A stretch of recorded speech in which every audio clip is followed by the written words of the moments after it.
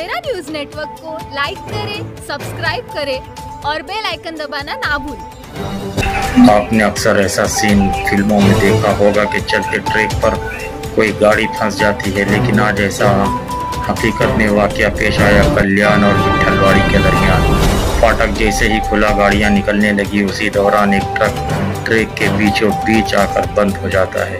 ये वाकया 5:32 पर पेश आया। कल्याण पुलिस ने फौरी तौर पर कंट्रोल को खबर करके यहाँ के आने जाने वाली ट्रेनों को रुकवाया। इस तरह से काफ़ी जद्दोजहद के बाद 5:55 पर ट्रैक से ट्रक को खाली किया गया और लोकल सर्विस बहाल हुई। आप देखें ये वीडियो।